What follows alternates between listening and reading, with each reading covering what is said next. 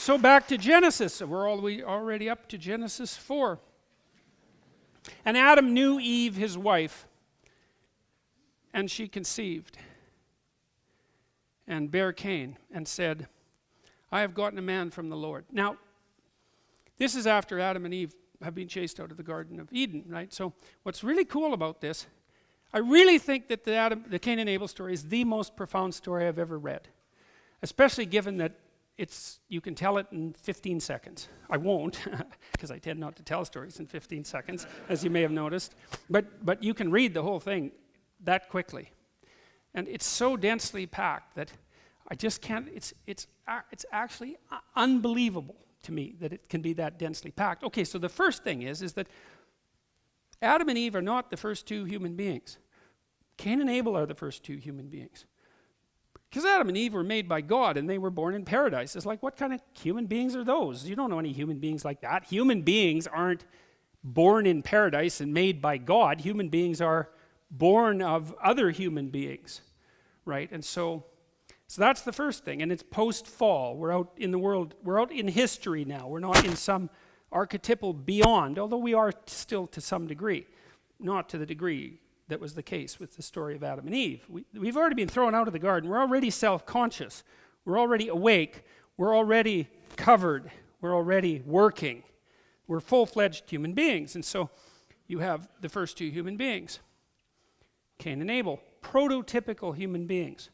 So what's cool is that humanity enters history at the end of the story of Adam and Eve, and then the archetypal patterns for human behavior are instantaneously presented.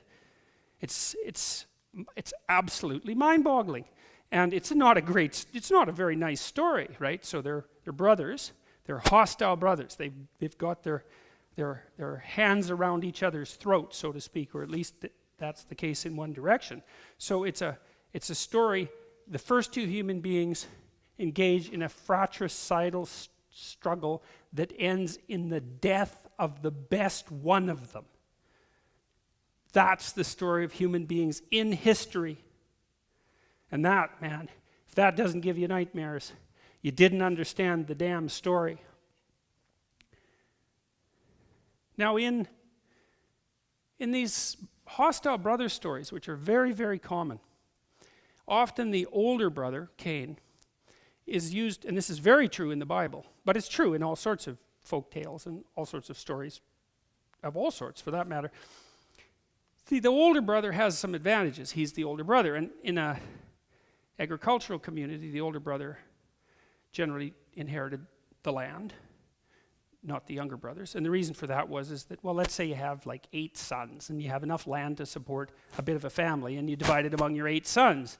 Then they have 8 sons, and they divide it among their 8 sons. It's like soon everyone has a little postage stamp that they can stand on and starve to death on.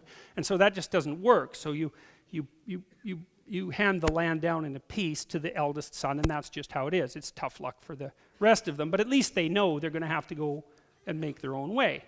It's not fair, but there's no way of making it fair.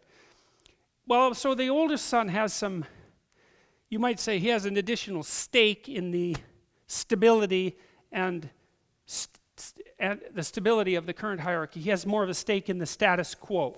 So that makes him more of an emblematic representative of the status quo, and perhaps more likely to be blind in its favor. It's something like that. So that motif creeps up very frequently in the hostile brothers' archetypal struggle. So Cain fits this, the story of Cain and Abel fits this pattern, because Cain is the one who won't budge, who won't move. He's stubborn, whereas the younger son, who's Abel, is often the one who's more, not so much of a revolutionary, but perhaps more of a balance between the revolutionary and the traditionalist, something like that. Whereas the older son tends to be more traditionalist, authoritarian, at least in these metaphorical representations. And Adam knew Eve, his wife, and she conceived and bare Cain and said, I have gotten a man from the Lord. So there's the first human being, Cain. It's like I told you that the Mesopotamians thought that mankind was made out of the blood of the worst demon that the great goddess of chaos could imagine. Well, the first human being is a murderer, and not only a murderer of his own brother. And so, Old Testament, that's a hell of a harsh book. And you might think, well, maybe that's a little bit too much to bear. And then you might think, yeah, and maybe it's true too. So that's something to think about. I mean, human beings, like, they're amazing creatures, and to think about us as a plague on the planet is its own kind of bloody catastrophe, malevolent, low, quasi-genocidal metaphor. But that doesn't mean that we're not without our problems. And the fact that this book that sits at the cornerstone of our culture would present the first man as a murderer of his brother is something that should really set you back on your heels.